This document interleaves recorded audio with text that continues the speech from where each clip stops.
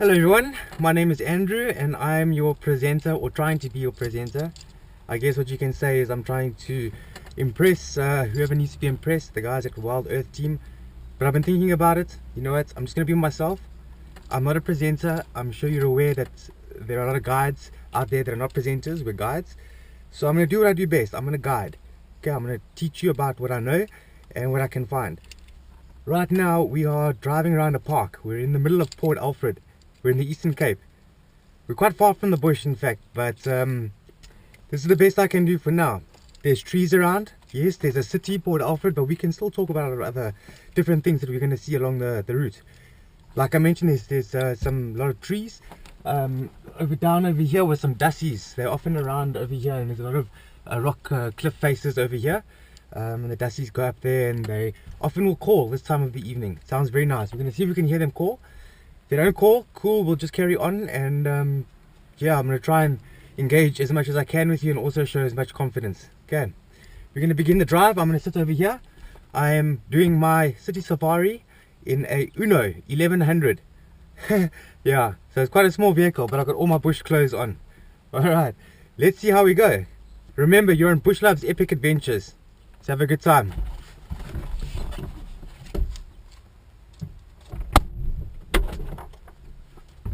Woo! Safari must go on!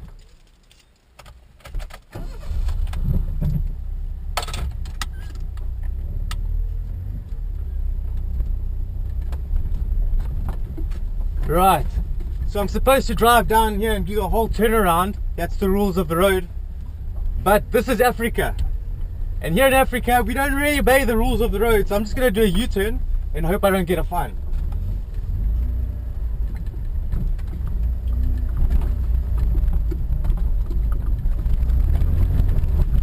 Here we go.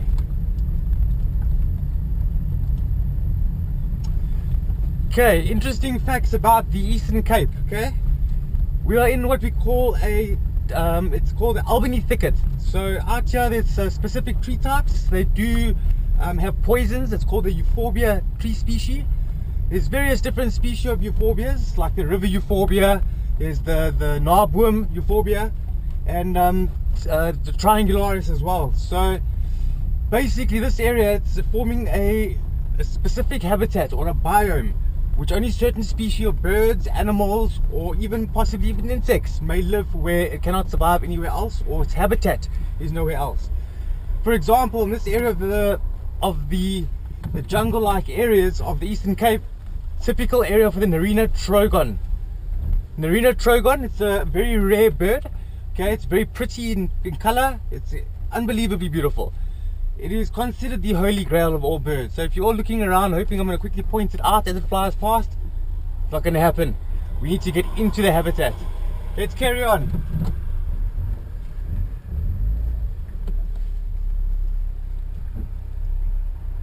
Let me tell you how cool it'll be when I'm presenting for this show. I mean, I'm just imagining the Sabi Sands Game Reserve, Juma, you know, and that cruisers or Land Rovers I've been seeing that you guys have been using. Yeah, man.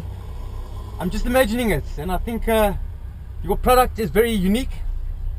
Safari Live TV, you hit it well. I mean, I don't think you guys realize how big it was going to get. You're bigger than Arnold Schwarzenegger.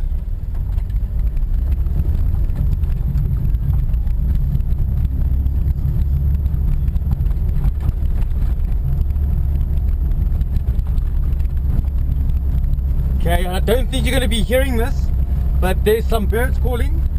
I heard some guinea fowl calling across the road here. Listen. Okay, I can't whistle, I don't think you can hear me, but it's a southern boo-boo calling. They're like these very thick, dense patches which are right next door to like open areas like this road. But in the bushveld, this naturally would have been open, and then right next door to that open habitat would have been its thicket. So they like to transition between the two. That's where you find their prime hotspots of a habitat. Now this road is called Wesley Hill. Sorry guys, I've got a car behind me.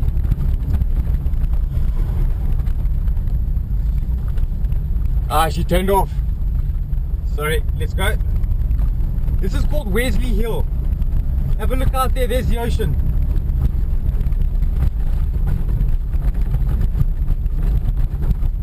I don't know if you're gonna see, but pretend that you can see. Look over here.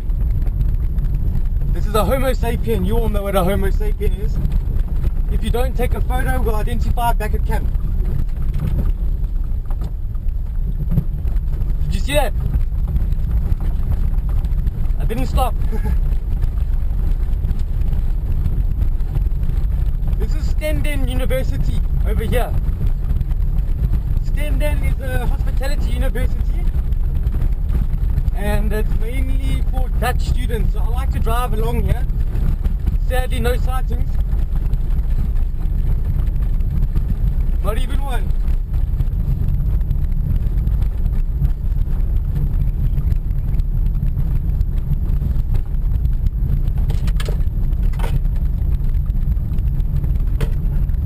It's quite funny, the pile of cars behind me right now, they don't know that I'm actually recording myself for a presentation for you guys.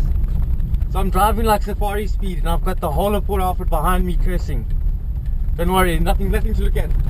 Just a whole bunch of cross, angry people. I'd rather watch happy animals than angry people. Okay, this area here, this is called the marina. Okay, the people that come here, they are, but you know, they got a bit of money. They come out here, they build a house. Either it's a holiday house or they stay there for the whole year. But I do say this, they are beautiful houses, which some of them are only accessible by the boat, so you have to own a boat. Now some of the boats I've seen driving along here, or yeah, riding along here, whatever you say, boating along here, yeah, they've been very expensive. I haven't seen anything like yachts or anything like that, but I have seen some serious horse-powered boats. I mean, 120 horsepower engines times 2, so it's 240 horsepowers. Those things fly on this river. This river is probably the second of my favorite rivers because my father and I become fisher.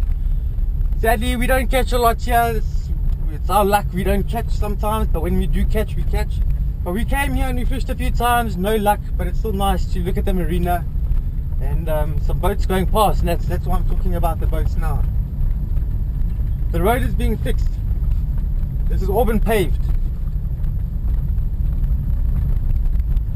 Now in this section over here, this is called the East Beach, the West Beach.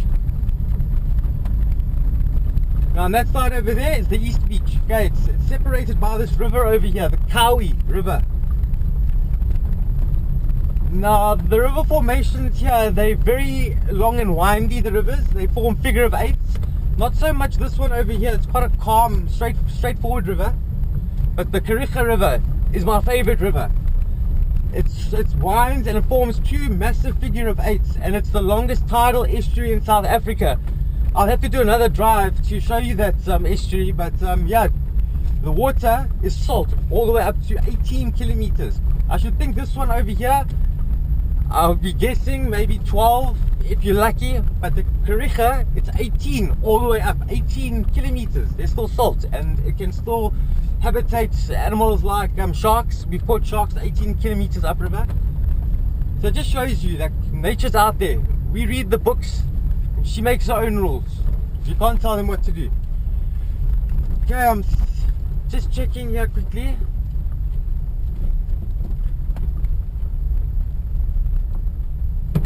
Okay, I'm not going to give you hopes up here. Might be whales, it might be rocks. Just my luck, it's rocks.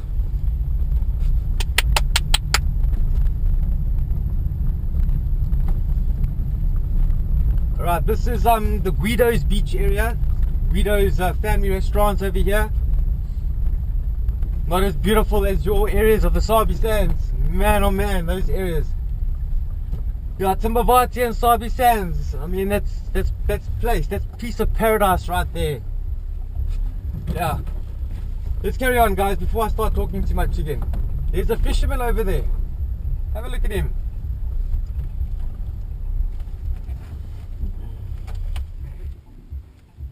There's some music. Nothing like music when you're watching a leopard, eh? Okay, he's got seaweed.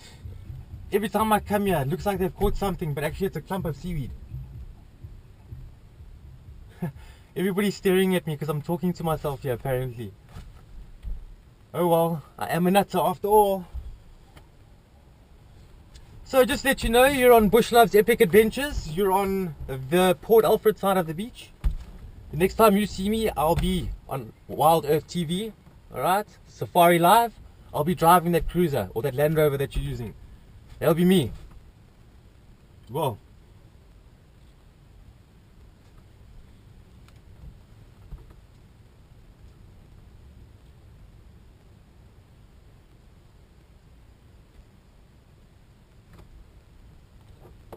Okay, there's no breaches. Okay, Hermanus is a place here in South Africa that has got the best whale watching of all the places. Now they travel all the way from the Hermanus and they migrate in this direction, so this will be east direction. So from the west to the east, and at some point they pass Port Alfred, which they currently now. They might have moved out slightly away now, they're starting to migrate away. But there might be still some around. From this very spot I've seen whales jumping out the water, what we call breaching. Breaching is leaving the water. Many theories as to why they do this. The number one theory, they say it's for mating, it's to impress females for mating. It's all mating behavior. Also for young males, they need to show off their good condition, so they perform these breaches to show, I'm healthy, I'm happy, please leave me alone. If you're showing signs of weakness, you might get bullied by other male whales. I've seen dolphins here too, but only once. They also breach out the water to remove the parasites on their body, because all these large mammalian animals that are out in the water, i.e. whales, if you could count the amount of parasites on their body, you'd be shocked. You'd be shocked, and a different species. They call them parasites, but you know, they are symbiotic. Whether the relationship is negative or positive, it's important. In the human kingdom, symbiotic relationships like parasitism, it is not tolerated at all. It's done away with. If someone is taking from you and you're not getting anything back, but you're harmed instead, it's cut out. So in our natural way of selection, natural selection, we don't have it. Technology has come. The time of Bushmen is long gone. Man is able to manipulate whatever he wants nowadays. But in the animal kingdom, parasitism is important. Okay, parasites, they form or cause diseases which will thin the animal numbers. Okay, natural population control. Now there will be diseases out in the water. Okay, animal specific diseases. There's someone looking at me funny here. Whew. This is awkward, but I think I'm doing a right job. Alright, I'm keen to carry on. I think we've done about 6 minutes or so, I'm not quite sure. I've stuttered a little bit and there's been a few hiccups, so I'll give you 2 more minutes or so, 3 minutes, try to make 10.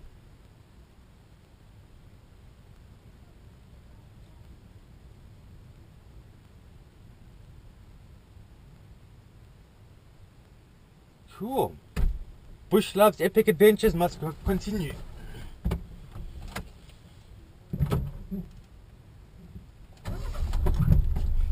There's a big dam here. Damn, there's a dam. Oh, there's a whale. A human one. They're looking at me.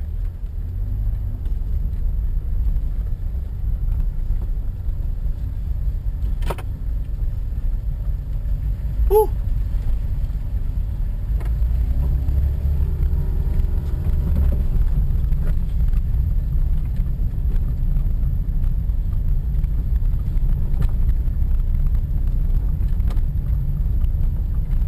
Okay, the tracks I've seen in this area, okay, very rare feral spoor, like the feral cat, which is domesticated, gone wild, obviously not rare, I'm making a joke.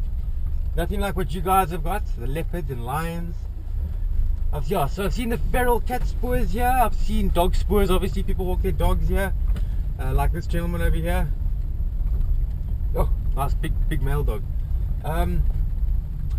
Other tracks I've seen here, I've seen a lot of plover tracks, a lot of bird species. There's the oyster catchers, African black oyster catchers. I haven't seen the turtle tracks, like sea turtles. I've seen tortoise and terrapin, but that's very different to the turtles that you find out at sea.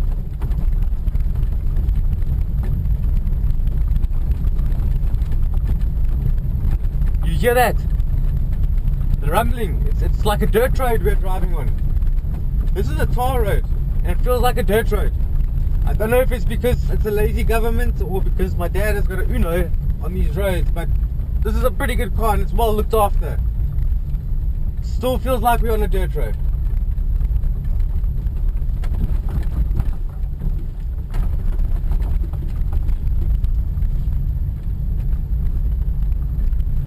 I was watching some of your recordings on YouTube. There's one particular guy that I took a liking into. I didn't get his name. He did say it, but I forgot. It's so intriguing watching the show. You don't catch the names and things. But what's his name? I don't remember. But I think he's English. He's got a bit of an accent. I don't think he's South African, and he makes a lot of jokes, and he's just really good. I think yeah, he's fantastic. What's also interesting is, you know, Marco Tonoli. Yeah, he worked with you guys. He's a legend in our field. I'm proud enough to say that Marco was my previous head ranger. It's Tswalu Game Reserve. He told us about the adventures. I want to be a part of it, man. Let me.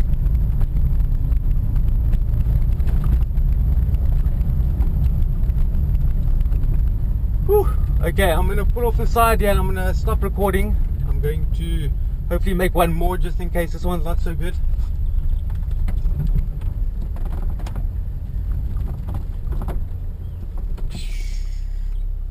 Sorry, I don't have any Lion King music to end off the beautiful safari we just had. We saw no beautiful woman at Stendon, and there were no whales on or in the beach or in the sea. There was a human one on the beach. Listen. Look, look, look, look. That's called a bar-throated apellis. Small little bird. Oh man, they're beautiful. They've got this dark bar across their chest. Their call can easily be mistaken for a green-backed Camaroptera. Old name was a bleating warbler. Now the bleating warbler, it's very solid, the sound. Ding, ding, ding, ding. Almost like you're hitting, say, 2 iron marbles together. Bar-throated apellises, it sounds like it's hollow. Doesn't sound solid, doesn't sound metallic. Yeah. Just for interest sakes, my strongest points in the bush, I would say, is birds. I'm very much a bird guide. I enjoy the identification of them, and I just really enjoy being around them. Don't get me wrong, I love everything else, but I happen to like birds too. Also like the tracks and tracking and following. It's very fun. Okay, that's enough.